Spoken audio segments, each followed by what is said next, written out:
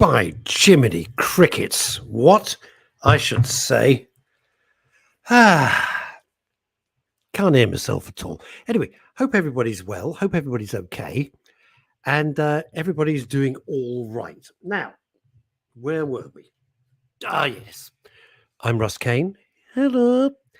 And this is The Daily Show on Men's Radio Station. You know him. You love him. Ladies and gentlemen, Neil Long.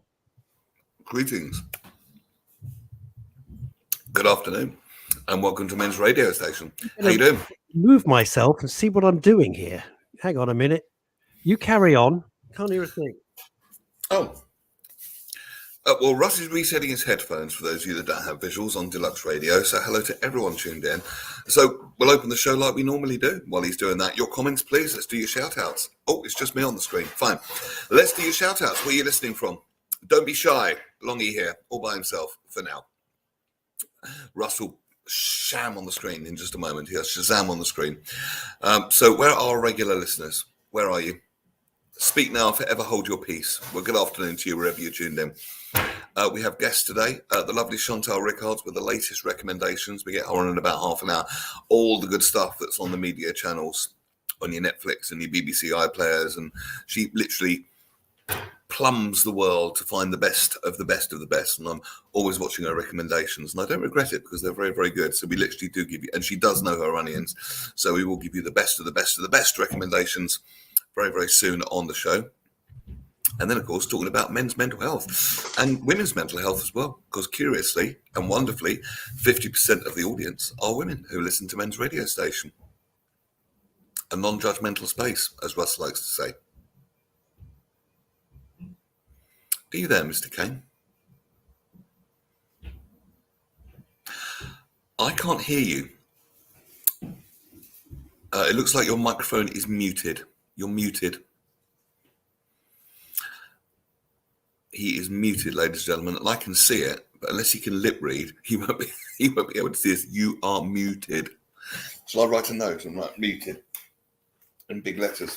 Hold on. Writing note now. You are muted.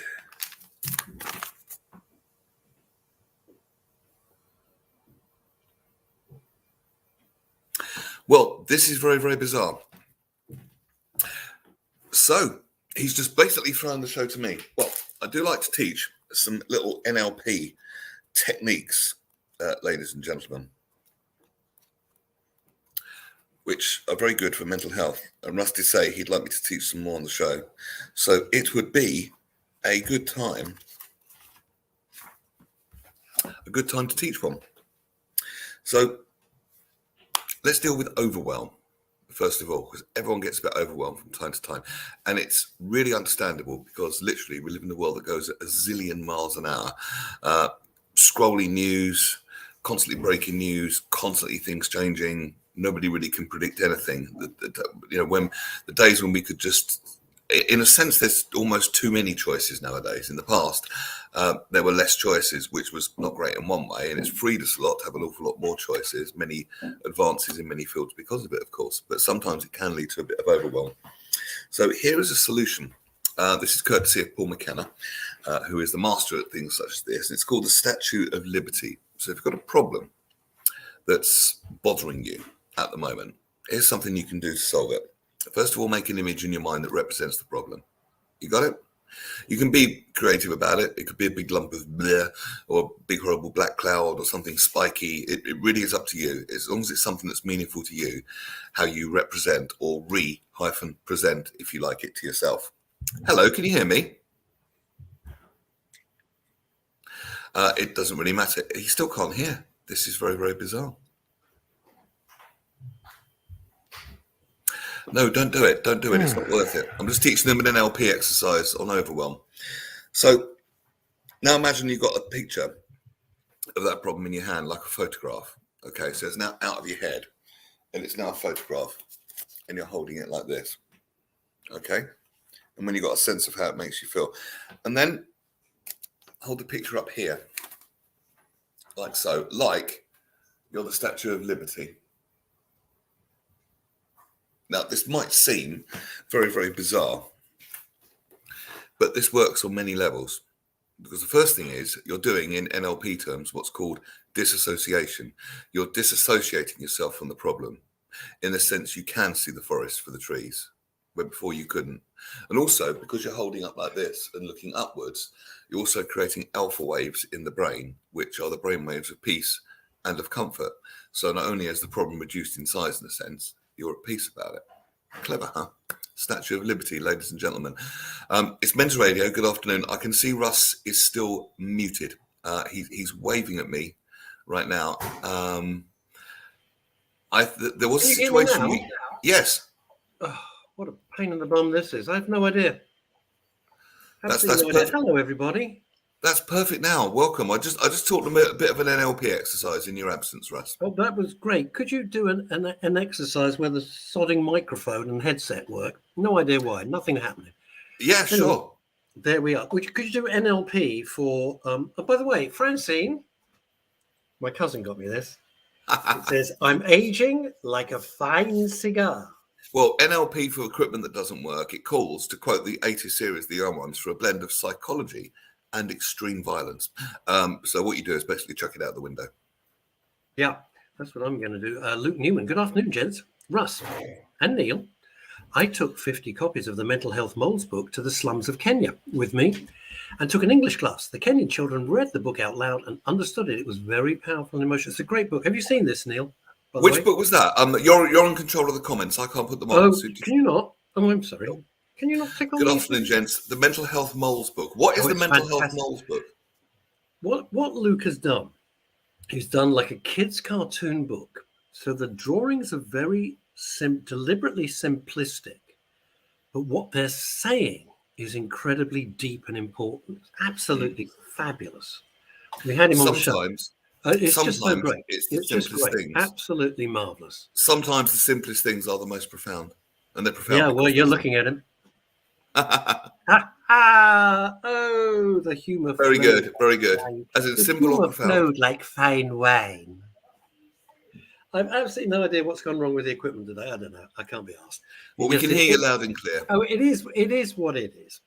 I put up, if you ever need cheering up, by the way, on my Facebook stuff, I found yesterday, purely by chance, a video, and it's not new, but I only found it by chance yesterday, of Fred Astaire and Rita Hayworth in a huge dance number, but they're dancing to Rock and Roll by Led Zeppelin.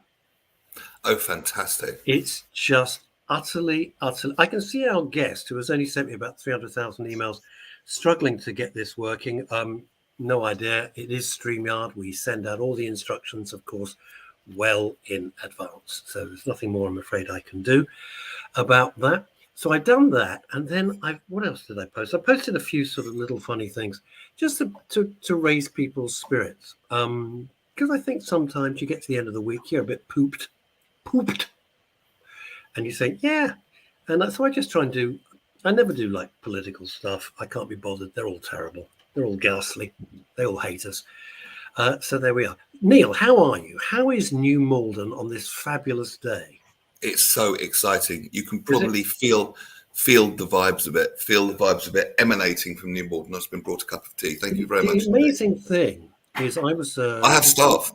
Before the show, I was talking to Larry Viner, one of my best friends, and we were only twinning New York with where he spends a lot of time in Manhattan. New Malden, New York, it's like they were separated at birth. Yeah, it is. Concrete jungle where dreams are made of. Here in New Malden, it doesn't quite scan. No, it does. Elizabeth says, blimey, I don't know what day it is when I wake up. Thank you, Elizabeth. Take less drugs, Elizabeth. That's what I always say. Now, or more. One day I will tell you my Alicia Keys story. I can't tell you on air because she'll sue, but it's a belter. Oh, I look forward to hearing that. Oh, it's absolutely hilarious. Luke Newman, I thought you could put up the comments. Can you not? Okay, I don't know why not. No, because you sent me the controls, but I logged out and logged back in again when you came back. Well, you're a fool to yourself. Luke Newman, I watched the Bohemian Rhapsody film on Wednesday after your guest on Wednesday. Now, yeah. Leslie Ann Jones was our guest on Wednesday. much to the chagrin of a cousin. And I thought she was absolutely great. And She was. I've known her 35 I years. can't Well, wait to read her book she's to a find out the real terrific. story. She's a terrific writer. I'm in awe of really good columnists. I call them columnists and authors. Well, you're not such a bad writer yourself, Mr. You're K. very kind. Julie Burchill's one of my favourites, and Julie Burchill's big enough that when we talk, and I go, the other day she wrote something, and I totally disagree with her, and I said, I've admired you for decades, and I'm an absolute fanboy of your writing, but I've got to say, I think you're completely wrong on this. And rather than do a big hissy fit, she said, that's absolutely great. I'd hate to be predictable. And I just replied, please don't ever change. Brilliant. Because that's what grown-ups do. Grown-ups can have a conversation. You can say, we'll agree to disagree. And you can leave it at that. Absolutely. You can completely leave. You don't have to say, I hate you and you're wrong. And it's bonkers. I don't know how we got to this stage in life. Plus the fact we all live in a kind of personal reality. So it's just a question of points. Well, that's your truth. That's your truth. Yeah. It is. Here's some phrases I hate, and I'd love to know, especially we've got Asa Don Brown watching him from New York State. I feel very naked not having my headset and microphone, but anyway, it feels quite odd. I can get naked too if that helps. I may want to be eating over the weekend. It was a joke. It was a joke. I don't want to be just. No, this is about mental health. So I suppose, yes, I should do anyway, things as of course. Phrases you hate. Phrases I hate. Yeah, I misspoke. No, you stupid twat. You didn't misspoke. You lied. I misspoke. Where did that come from? You ever hear that? Always in America, in trials and so. Oh, I misspoke. You didn't misspeak. You lied. And then somebody caught you out. Yeah, it's kind of making lying sexy by giving it a funky name, like misspeaking. But it's lying. But it is just lying. Why don't you just say, you got me? Yeah. You got me. No, you say you don't like the phrase your truth. I'm 50-50 on this one. I hate that. I think once we all find what works for us, that's a really good thing. I think the well-art bard Shakespeare said 400 years ago, to thine own self be true. And I agree with that. But I think in the sense you mean it, well, that's my truth. And my truth's better than your truth. And that's the way I don't like it when it's used. No, I see. Here's the thing. If you find something that works for you, and we're all about mental health and well-being, that's what we're here for. And everybody watching all over the world and all our little gang, that's absolutely fine. So if walking the dog makes you happy, fantastic. If having to go into the Porsche showroom and buy a new 911 Turbo S makes you happy, that's fine. That's what works for you. But you can't have a universal thing. There is only the truth. There is only the truth. You can't have your truth. You can have your view of life. Totally entitled, none of my business. You can have how you live your life, up to you, none of my business. But you can't say that the earth is flat and that's your truth, because it isn't. That's how it works. And Elizabeth from New York is, this is another one. I love this. This is from Elizabeth. You can all join in, by the way. Elizabeth saying, disrespected me. Is that an English word? No, it's American BS. Disrespected. What is this? You disrespected me. That's why I'm going to knife you. You disrespected me. I'm going to shoot you. Which is where we get the word dis from. I know, but it's a completely overused nonsense. Here's one for you, though. Here's a clever use of it. Because a lot of the contemporary teachers talk about allowing life to be easy and eliminating struggle, which I'm all pretty good with. If you can choose struggle or choose ease, I would choose ease personally. But if you choose struggle, you dis ease. I thought that was quite clever. Run that by me slowly. I think I'm getting the word disease. Is that where we're going with this? Well, there's this whole mind-body thing where they call disease dis-ease, which is a term that mind-body practitioners use. But in a more sort of contemporary way, if you choose struggle, because you've chosen struggle, you dis-ease. Who would choose struggle? Like that? Not really. Who would choose struggle? What is the explain to me who in their right mind would choose struggle? I think a lot of people do, because they don't know they can choose anything else. Because we're brought up to believe that everything's a struggle, everything's a fight, everything has to be worked incredibly hard, nose to the grindstone for. The idea that there could be an easy way without being lazy is not on most people's radar. I think there's a thin line between choosing the easy way out or just making your life easy. One of the great I things didn't that say I've take the learned, easy way out. I said choose the way of ease. is that not the same thing? No. Oh, all right, Taking okay. the easy way out is a shortcut, but Yeah. choosing a path of ease. Here's Example. all right. Let's say you had to travel to Scotland. You could Well, I've got to struggle travel to there. Bath. Okay, let's say I've got to travel to Bath on Saturday. What's You tomorrow? got to travel to Bath. You Yeah, could walk going up it, there for which would be a kids' struggle, graduation. or you could take transport, which would be an easier way. So you can choose ease in that sense. This time, thanks to transport technology. So the options there. Okay. And it's just quite a few teachers extend that, and they say, well, what if everything could be easier? Stop struggling. And then ironically, when people stop struggling, the answers seem to come, because you're not in that struggle head, you're in a receptive mode, and that's when we get the answers. I like that. As a psych, says Asa Don Brown in New York State, as a psych, I've heard the following. I don't know. It's almost an excuse or an out. Yeah, well, when I was NLP trained, we were trained to say, what if you did know? And if you did know? But is it not okay when you're asked a question, instead of bullshitting your way through and wasting everybody's time, say, I don't know. I do. I don't make it up and guess. Like if somebody says something and I haven't a clue, I just go, I don't know. I met a lovely therapist once, and she used the Is phrase, this a romantic story? Because I could do with no, that. not at all. Oh, No, she was very hoping it was lovely, a romantic. very beautiful lady, which was Okay. quite difficult to confide my deepest to her. But Yeah. but she said, you're in the place of don't know. But that's not a bad place to be, because some people know everything and they seem to know nothing. But in not Well, knowing, at least they you're open for think more than you think you know already. they think they know everything, but I always work on the assumption that nobody knows anything. I think all of us make everything up as we go along, which is okay if it's you or me, because that's all right. But if you're leading the country, you're a doctor or something, I think you got problems. It's just, especially politicians. I don't think they have a clue what they're doing. I don't. I've never have. But don't know is the beginning of a question, and that's when the answers come when you ask the question. Of course, I tell you what's. Oh, they here used we to go. drill holes in people's heads to Let's solve go. mental illness, Let's go and from they didn't know a spot. better solution, and now they do. But that had to start from don't know. Here we go. This is from Spain. Hi, boys. I don't know how she speaks. I'm just giving her a sort of Fenella Fielding voice. You did very, and with style and panache. So bloody hot here, 38 plus. Oh, Chrissy. What do you simply? No one asked her to live in Spain. She can live here. Well, we've got a proud 21 here in New Malden. It's tropical. Yeah. Right, there we go. The path of least resistance is mine. So say the Human League. Very well encapsulated, Paul. That's what I'm talking about. Don't think it was that song. That's the only song I know from Human League. I'm introducing them on stage this summer. Oh, shut up. You're not, are you? Yeah, I am. Do you know my most embarrassing Human League story? Talk about pride comes before a fall. Come on, then. I was in Birmingham. Were you working as a waitress in a cocktail bar? When I first met you. Yeah. I picked you up. This is such a terrible story. I tell it against myself of what a complete idiot I can be. I was at a big trade exhibition. I was single at the time, I point out. And I had made the acquaintance, shall we say, of two young ladies who worked on, this was many, many, many decades ago, when I had a life. And I'd made an acquaintance. I said, let's all go clubbing tonight. Can you imagine me saying that now? Gee, I'd rather shoot myself. Anyway, so I took both of these girls out clubbing and we're on the dance floor.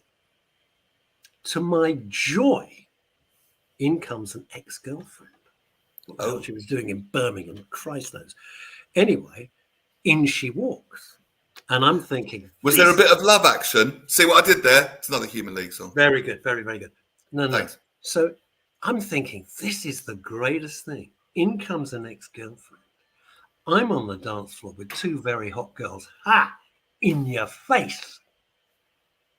Giving it all that. What could go wrong? I'm waiting to see what's going to go wrong. Didn't see the step behind me, did I? Oh, no. Fell flat on my arse.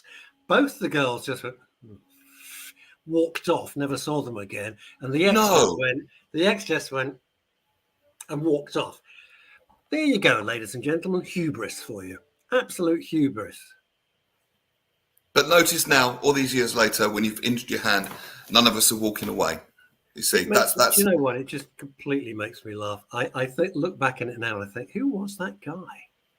Who was that guy? I'm getting emails from the guest. I've never had a guest like this. And to be honest, I'm beginning to wonder, what am I supposed to do? Is someone trying to get in at the moment? Yeah, I don't know what they're doing. Let me just take this email. You carry on. Neil Long. Oh, God, he better be great, this bloke. That's all I can say. Okay. There we are. I'm back. Did you miss me? Okay. Are you disappearing? Sorry. I've got a question for you. It's a moral dilemma I'd like to ask everybody else. I'm throwing it out. All right. Cancel culture. Yes. Cancel culture. I don't know why I was thinking about this over one of my 28 in morning espressos. This is a genuine question because it runs right through society. So it affects how we are. Cancel culture. Actually, before you explain, do you want to just define it? Because I hear these terms banded around a lot. I don't really know. I think it just takes means a while that person's before finished. We just bring a Stalin-esque complete revision of history, and we expunge them from our historical records. Yeah. So in a sense, they're unemployable and unusable because they've been cancelled by people. Louis. I mean, who we got? Louis C.K., who I've never found funny, by the way. That's just me. I tried. In fact, the other night to watch a stand-up. I thought, you seem unpleasant. Woody Allen, more or less cancel cultured. Kevin Spacey. All right, so here we go. And I was debating with myself. And by the way, I got to pre-warn you, Longy. I don't have the answer because I'm in a kind of not a turmoil, but I'm in a dilemma. Yes, you're in the place of don't know, and that's fine. Okay, Gary Glitter. Oh, No. But bear with me. Gary Glitter, a repulsive, disgusting human being. Disgusting. Sure. Inexcusable. There is no but. They're revolting. Yeah, no way around that. No, we were both in the music industry. You still are. I avoid it like the plague, but you're well in it. Made great pop songs. He didn't write any of them. No, he didn't write them, but as a pop song, they were good 3-minute pop tunes. Yeah, they were.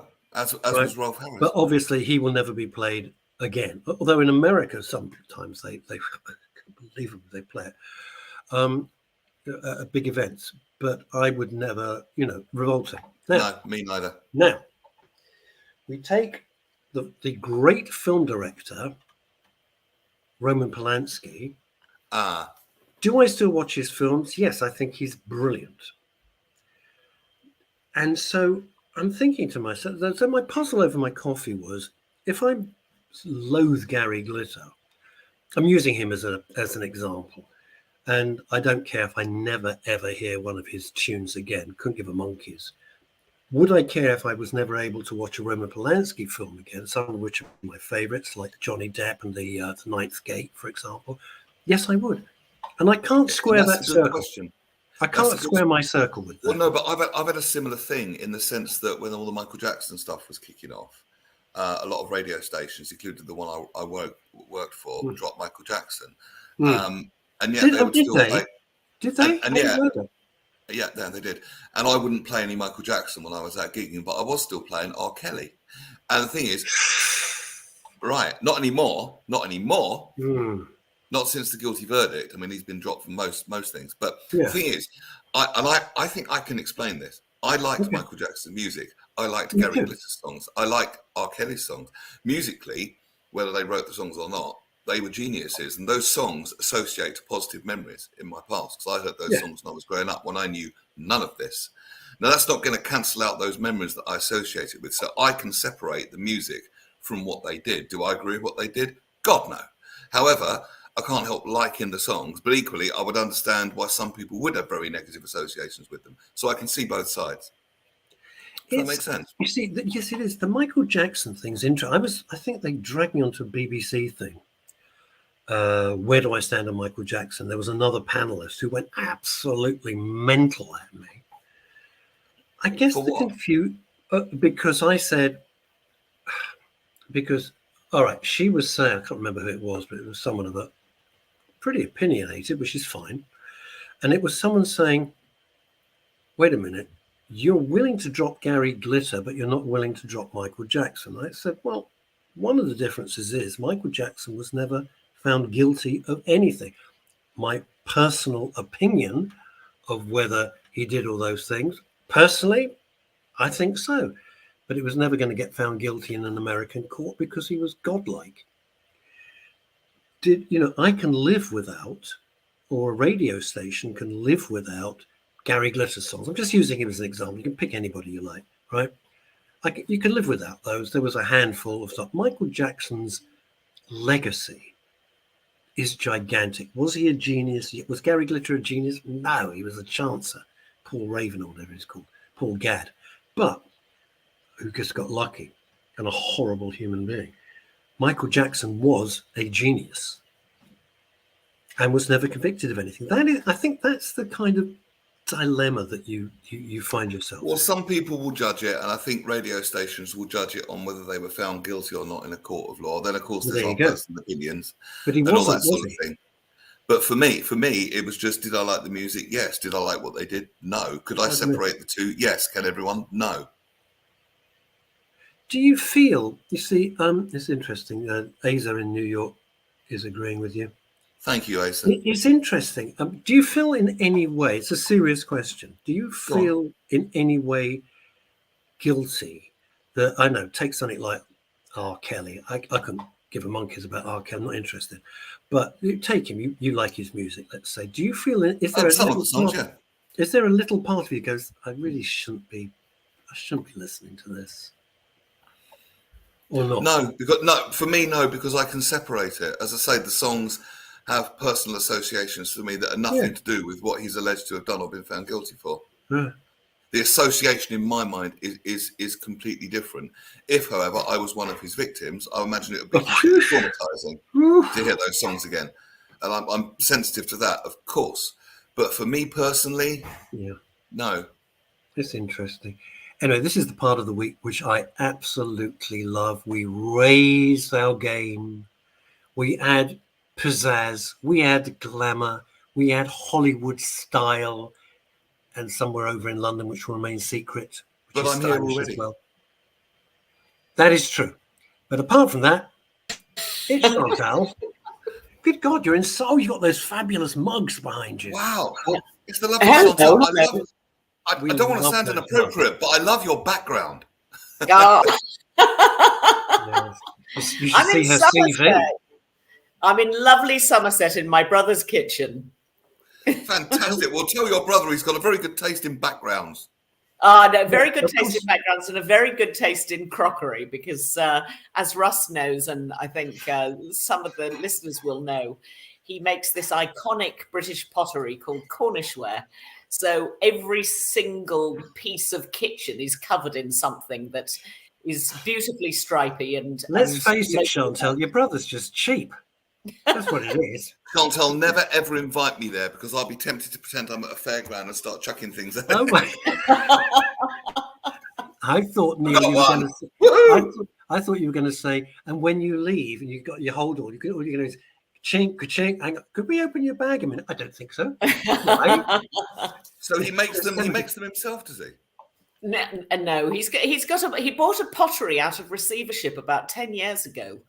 And it's a very old-fashioned, iconic British brand called Cornishware. No, but we've got a couple and of some mugs people like will that. What are they recognise called? Cornishware.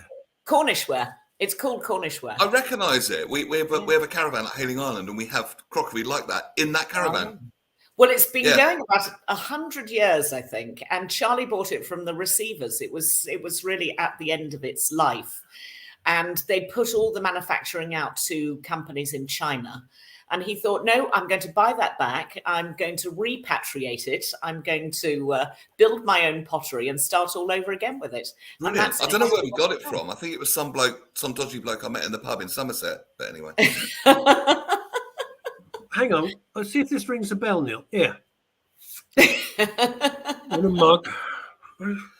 It was just like that. Do you know that's uncanny? Amazing Chantal, impression. I watched one of your recommendations. Oh my goodness, it was good. Chantal, what was it? Which one? Before we get on to your, I don't know if you were catching any of the little conversation we were having. I was saying I was having a moral dilemma with myself. Indeed. My espresso of like, can I separate the fact that somebody's absolutely horrendous, but I like the art? I mean, you're as ex-CEO of BAFTA Los Angeles, you are right in the middle of that cancel, the Kevin Spacey. Cancel culture. God, yeah. Yeah. It started in Hollywood first, I think.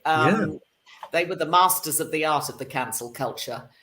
I was there when Me Too started, and when clearly there was, Oscars So White was a big campaign, and people were getting cancelled right, left, and centre.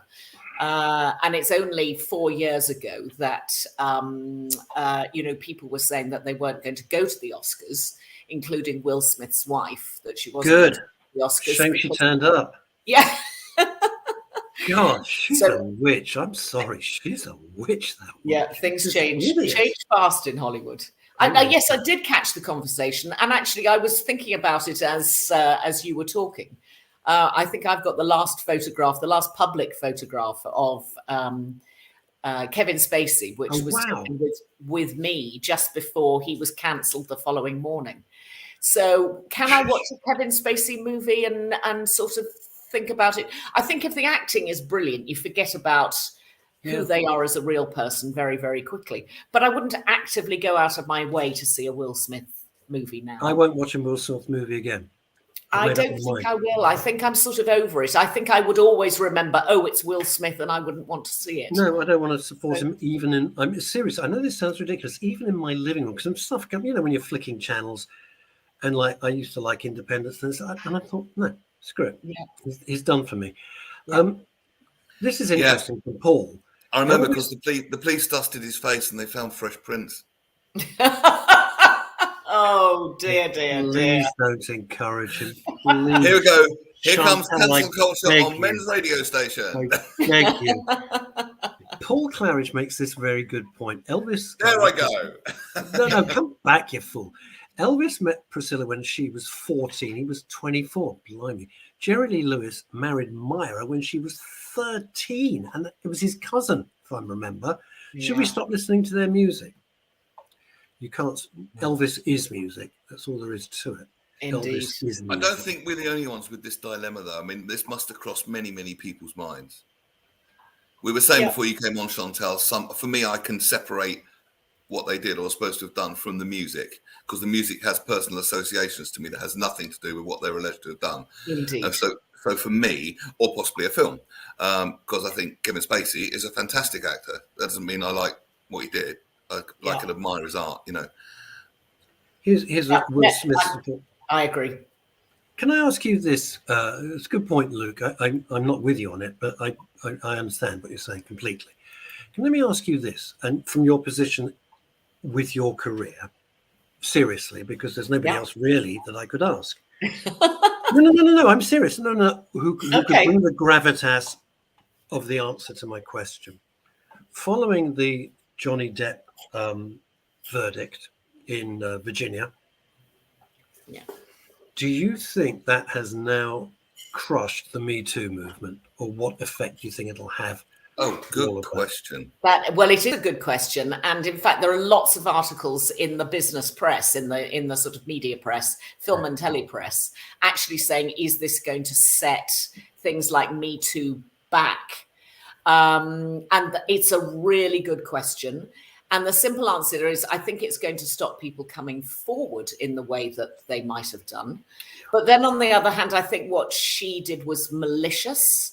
And it won't, I think it'll stop people being malicious. I hope it won't stop people acting correctly, and that actually if a real crime has been committed, that of course they should come forward. But it might stop people out there who are just cantankerous, meddlesome, vituperative, nasty people, just wanting to make a bit more trouble.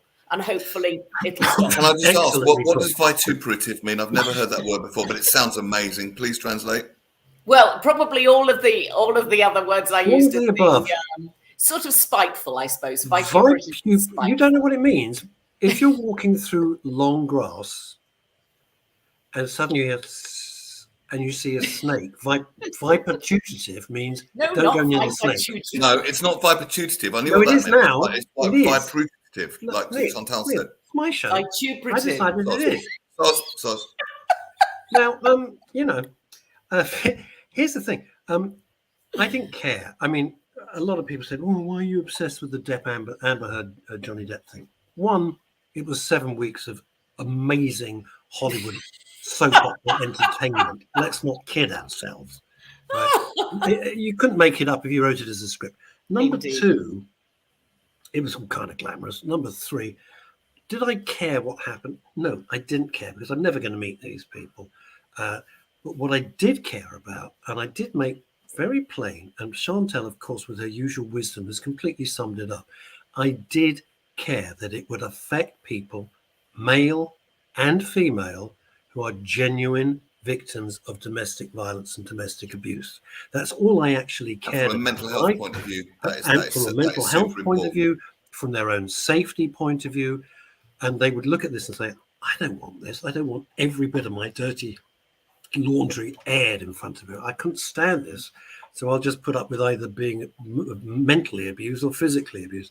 And I think I would say that most people aren't Johnny Depp and Amber Heard, and most people it wouldn't be dealt with in such a public, vituperative way.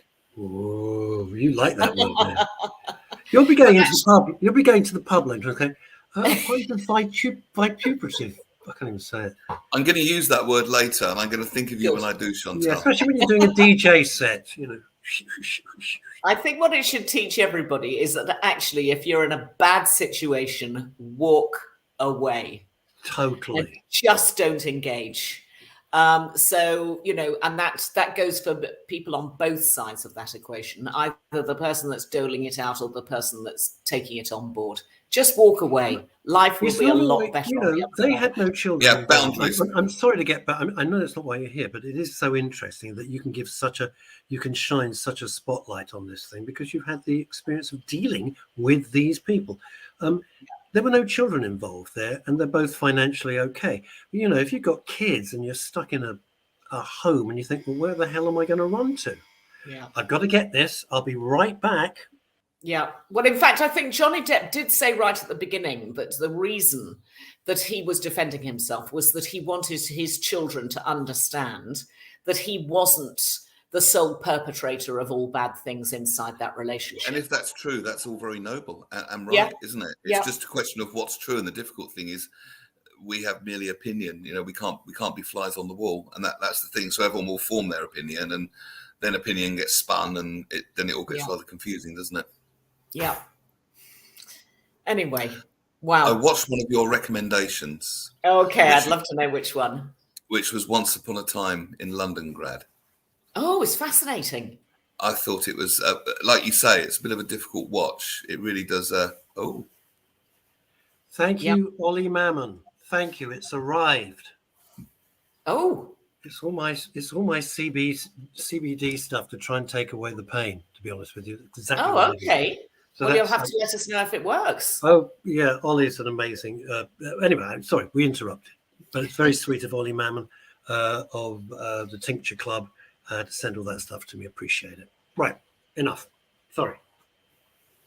No, well, Longy was just saying that he'd watched the Sky documentary series that I mentioned last week called Once Upon a Time in Londongrad, which was about these 14 slightly suspicious deaths and whether the Russians were behind it or not. So, Longy, I'd love your opinion as to what you felt at the end of watching it. Do you think that these were all scurrilous and suspicious, or do you think it was the confection and a mad idea of a producer just putting lots of things together that didn't... It made me want to have nothing whatsoever to do with that world. Okay. It's, I think it begged a lot of questions, and I thought the reporting was pretty good. So... I did. Yeah. I don't think that could be a confection. I think that would be too hard to confect, and it just made me want to keep my distance. Yeah. The thing is, it's like the mob or the mafia or anything like that. From the outside, you think, oh, that's quite glamorous, isn't it? The moment you get sucked into that, it is terrifying. I don't mean slightly scary. It is life-changing, terrifying. Yeah. And you don't, Neil, you are so right. You don't want to touch it with a 2-mile barge pole. Well, interestingly, one of your listeners, Russ, contacted me afterwards to say that her brother knew Scott Young. So I thought, gosh, it's, 7 degrees of separation is too many these days. I think we're all about 1 or 2 degrees away from everybody else on the planet. I know. It's extraordinary. Wow. Yeah. That I remember when it came out at the time, I thought this is highly, highly suspect. Very quick film recommendation, not for everybody. It starts off a bit horrific, and I didn't see it coming. There's a clever plot twist, and I went, oh, which is quite rare because I'm normally, like all of us, you're like 3 scenes ahead, and you go, come on, you're like they're telegraphing it to you. It's called The Super. The Super. Okay. With Val Kilmer. Who looks yes, that must be some time ago. And he looks scary as hell in it. I mean, he looks so scary in it. And I don't know who the main actor is. Forgive me, I've never heard of him. Don't know the other actors in it. Nice little film. Scary. If you don't like a little bit of gore, at the beginning, the rest of it's okay. The opening sequence is a bit shocking, but called The Super. I just found it by chance on Amazon. That's it. Amazon. Okay, I'll look it up. I don't know it at all. And it must be from some I years don't ago. think it's something that you're going to rave about. It's just if you like those sort of plot twists. Films. So it's quite clever. Quite claustrophobic. Right. Right. So what do you have for us? What is in your bag of delights this week, Chantal? I'm not sure that some of them are delightful and some of them are just sort of things that I think that I've really enjoyed, that are stories that need a light shining on them because they beg so many questions about who we are, what our society is, where we're going, where we've come from, what part religion plays in all sorts of things for good and evil. Let's hear it. Well, it's a 4-part documentary that's just come out on Netflix. I have mentioned the topic before because there was another documentary a couple of years ago about the same subject. But this it's not something like Be a Good Girl and Stay Quiet or something like that, is it? Or Pray and Stay Quiet. It's called Keep Sweet, Pray Every Day. Yes, I saw that on Netflix and I actually didn't want to watch it because I'm a bit done with fundamentalist Christianity. Right. It is. But I'm intrigued to hear what you think. Well, it's sort of extraordinary in that I've often said to Russ, the best way to expose something absolutely ghastly is to shine sunlight on it, to get it out there so that these things don't live in the darkness and like mushrooms grow. And actually, there is a Mormon sect, which was a sort of branch of the Mormons that sort of broke away from the Mormons some years ago, basically because they all wanted plural marriages. The men wanted to be able to marry many. But that means, Chantal, that means plural mother-in-laws. They don't think this through. Nobody thought that through. That's my first thought. That's my first thought here. Yeah. Except that what it does is it sets up a patriarchy, and actually the patriarchy in itself is a bad idea. And the story is really about a guy called Warren Jeffs, but it starts out talking about his father, who had been the prophet of this sect that was based in Arizona and Texas and Utah. And his father had 79 wives. Christmas must be busy. Indeed. And when he died, his son married some of his mothers-in-law, which is even more wacky. God. And in America, you are not allowed legally to marry more than one wife. And you think, how is anybody getting away with this stuff? God. How are people not trying to shut this stuff down? It's not just about plural marriages. The church itself was deeply corrupt. Terrible things were happening to children.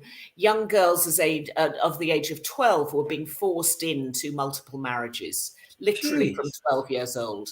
Good so God. There was a whole load of child abuse and incest and goodness knows what going on. Stuff that it doesn't fill your mind with good things once you know about it, but it's the sort of thing that we need to know about so that we never let this stuff happen again.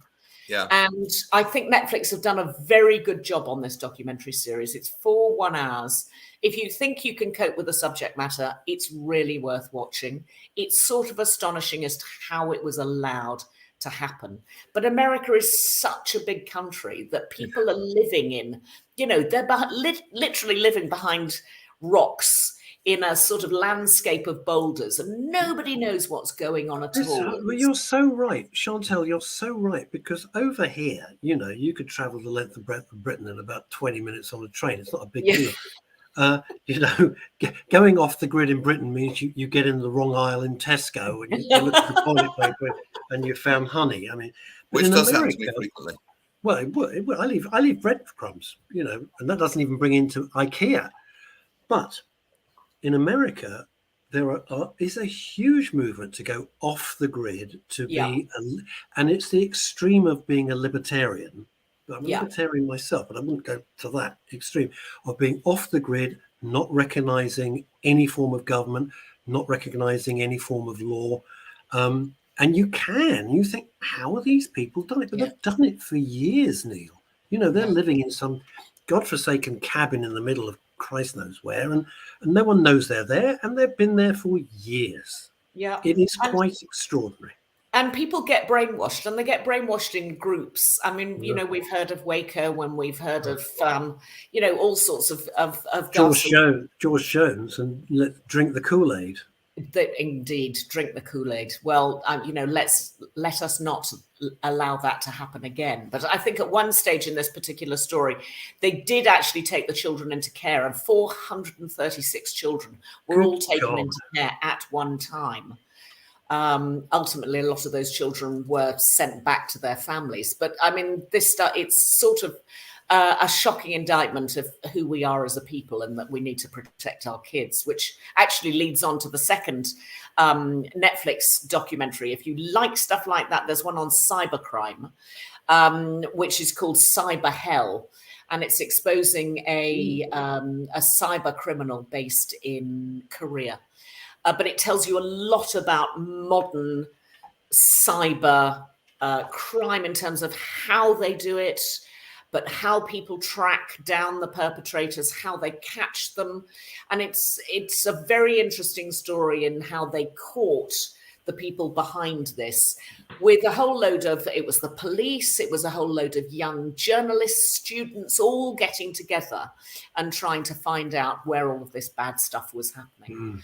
The subject matter is ghastly, but in terms of understanding the technical side of cybercrime, it's absolutely fascinating. And that's on Netflix too. That's just a 1.5 hour film, I think. Because there was something similar, I won't use the word, but there was the Netflix Don't F with Cats. And that was a group effort. It was an extraordinary story.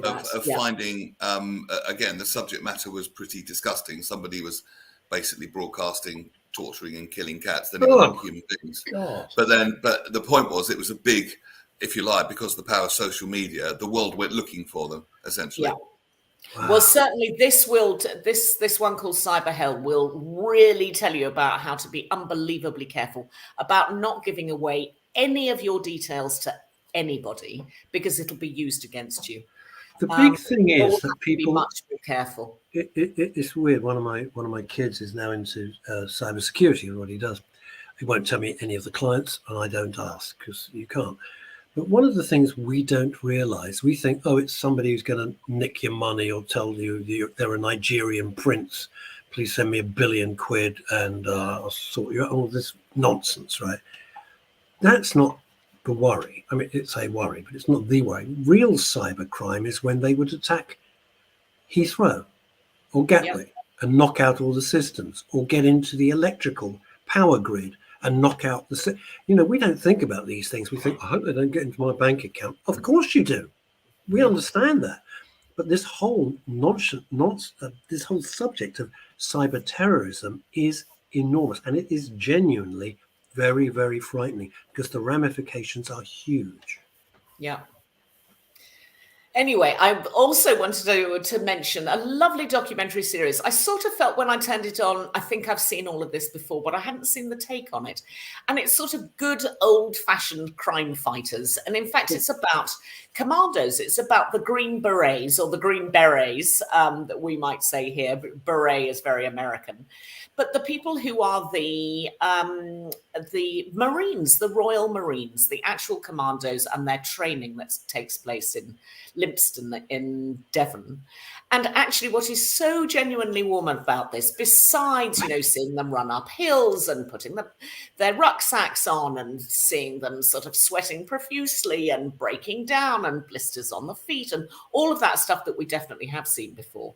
What we haven't seen before is them being paired up with 90-year-old commandos who did exactly the same training 70 years ago. And they look back on their lives, and then you see these young, fresh-faced 16, 17, 18-year-old young men doing exactly the same as these real-life military heroes who are absolutely at the end of their careers and the end of their lives, but talking so warmly about the camaraderie that they found growing up as a Royal Marine. It's actually beautifully done, and it does put a completely different spin on one of those really good documentary series that the BBC always does about our military forces. So if you like military forces, what a nice spin to be put on it. Beautiful. That's really clever. That's lovely. And it's seeing this is on young iPad, men, obviously, yeah. It's seeing young men at their best. It's seeing them go through a maturation process that is really fabulous, and how it creates this team spirit among them.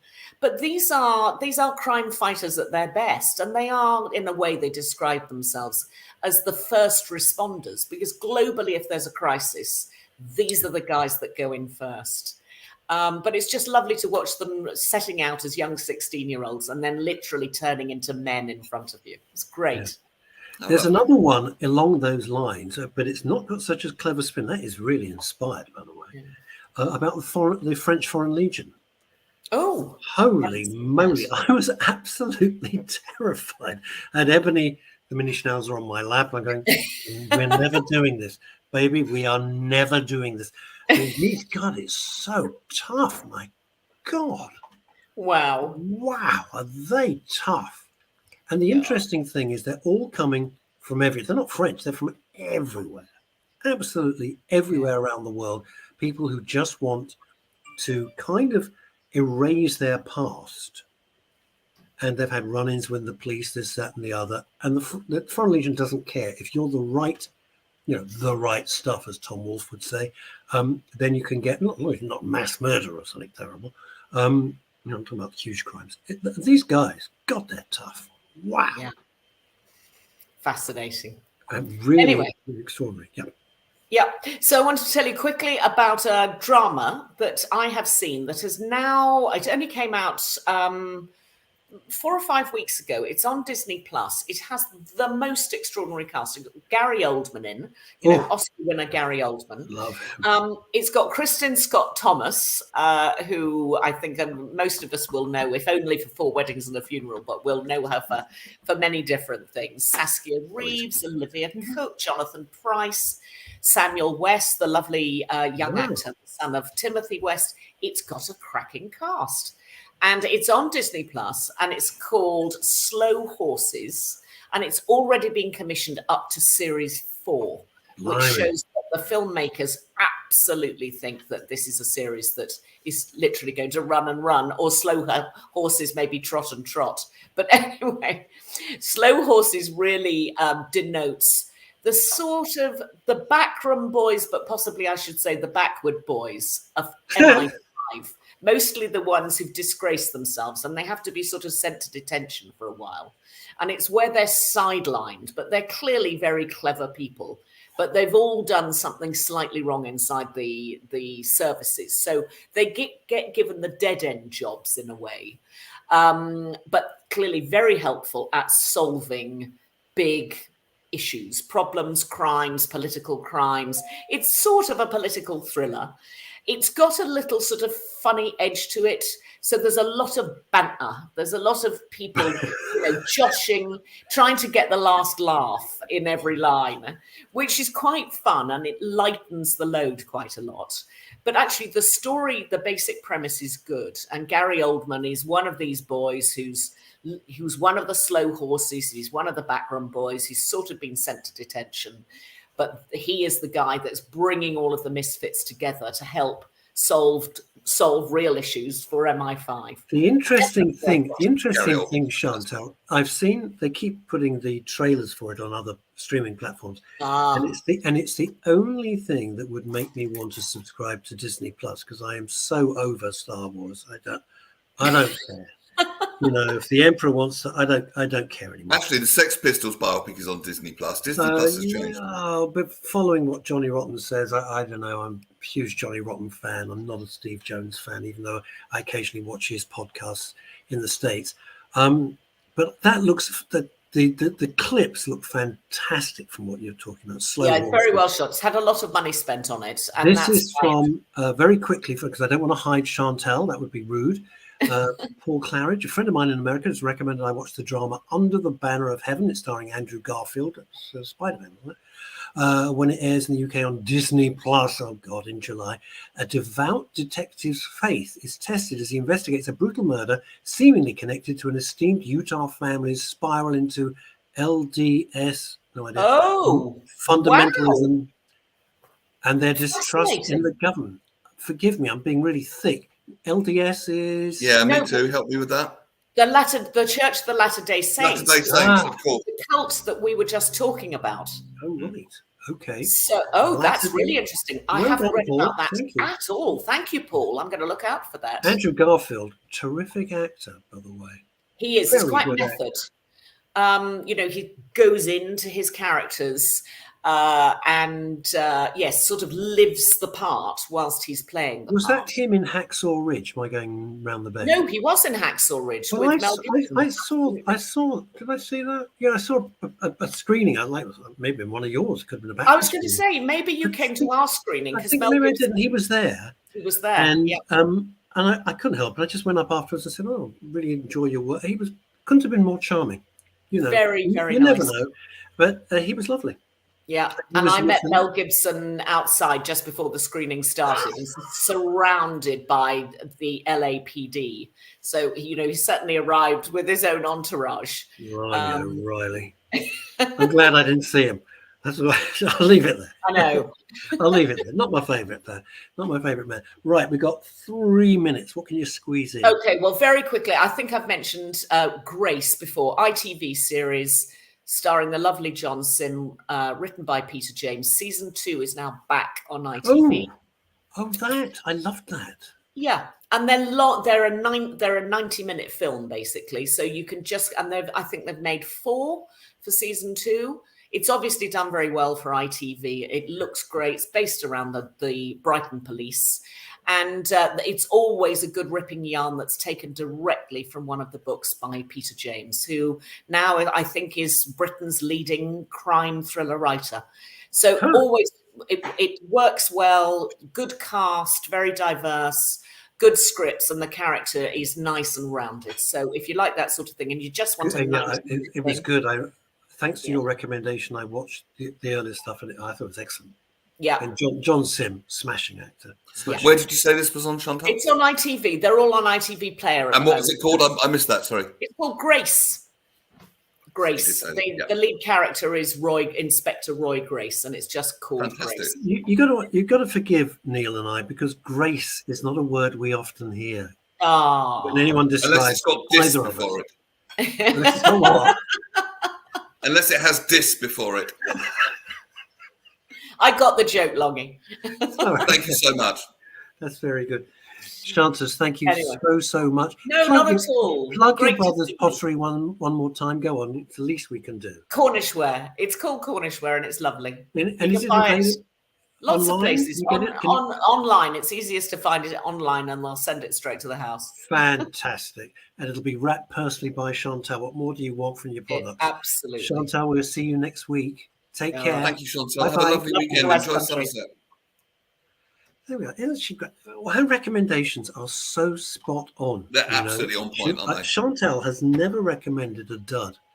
And the number of private messages I get saying, oh, please thank Chantal, because I don't know how to reach out to her. I watched X, Y, and Z. It was great. And it's really nice. I think it's a lovely little way to, sometimes, you and I get pretty heavy. The guests can get pretty heavy. It's nice to just round it up with something a little bit lighter, because otherwise, life's tough enough. Anyway, big excitement. After 2 years of delays, finally, one of the twins is having his graduation ceremony this weekend. Finally. Congratulations. So we're all going up to Bath, the world's worst journey, and I'm excited about proud dad. That's lovely. I should look for the pics on Facebook. Send my no, I best. won't do any of that. No, that'll all be low-key. That's my private life. That stays private.